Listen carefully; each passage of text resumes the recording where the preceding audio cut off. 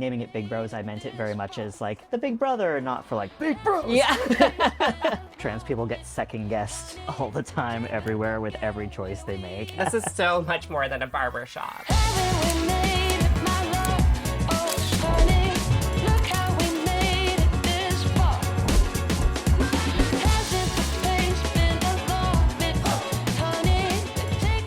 Welcome. Thank you. The space is so cute. Thank you so much. Yeah. Yeah, we've been in this space almost like 8-9 years now. Yeah. When we were first opening, a lot of people weren't really sure who Big Bros was intended for, and I think a lot of people thought that it was going to be by trans men, for trans men, a very hyper-masculine, affirming experience, which was never my envision, especially like naming it Big Bros, I meant it very much as like the big brother, not for like Big Bros. Yeah.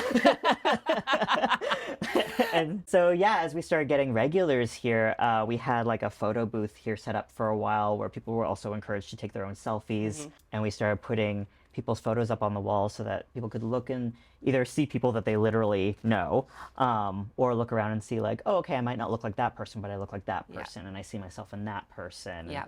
To just sort of show the diverse range of people who have come through here. Can I have a tour? Yeah, That'd be cool? absolutely. Okay. Here we have our trans flag barber pole. That was actually a surprise gift from my grandfather in Tennessee. No way. Yeah, got a bunch of sort of books that I grabbed from Little Sisters when I worked there that I thought were relevant to trans interests. And then there are some books under here that were all from the personal collection of Jim Diva. So when he passed away, the manager of the shop, Janine, sort of let the staff of the shop go through his book collection. So I grabbed a bunch. Oh, that's brought them special. here. Yeah. That's wonderful. And so, yeah, mostly we sell a lot of chest binders. We've got tape that can be used for binding or for tucking. We've got gaffs for tucking. And we've got like a free section that's mostly binders, but not exclusively, where when people are done with their gender-affirming products, they can donate them to us, and then we just donate them back out.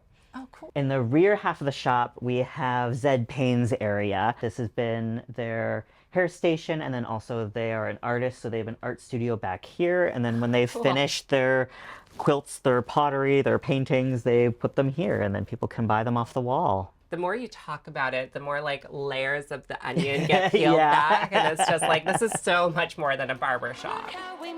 Shireen, Jessie owns and operates the first trans-owned barbershop, definitely in Vancouver, possibly in Canada. Tell me a little bit about why you felt it was important to come to a trans-owned and operated barbershop. My first haircut, like that big transformational haircut where I went from long hair to very short hair, I went to just like a salon near my house, and I don't think they exactly knew what I was looking for. Like, I showed them a photo clearly of a man with short hair, and they said, "You want to cut it short like a man?" Like, they made a really big deal out of it. And for some reason they somehow still made it very feminine. So I think a lot of places are very hesitant to make that big change for you, or something about that request seems really odd to them. I feel like trans people get second guessed all the time, everywhere, with every choice they make. And so for me, one of the important parts of Big Bros is people walk in, they say what they want. You're like, okay, how can I support you in that? Like, if it's a haircut, great. If you're asking for transition resources, great. If you want to hear concerns, great. But the first instinct is never, why do you think that? Like, are you sure? I mean, we have people who will travel here from Kelowna, from Abbotsford, from Bellingham. When I was first opening that little art studio that like we were moving into after that first media circuit, I had someone from Indiana come to poke their head in because they were like, I've never heard of something like this. Which just goes to show that maybe one or two more of these concepts might be needed. How's that feeling? I love it. Yeah. Thank you. It's our first selfie. That's true. This is the new space. This is it. So we'll have hair washing sinks where that plumbing is already set up. Zed's area will be over there. I'll have an office here. And once we get the paper off the windows, it's going to be so much natural light coming in, which I'm really excited about. How are you paying for all of this? So I've set a budget of $100,000. Some of it is through family help, which I'm very grateful. Some of it has been through a loan, which I'm very grateful.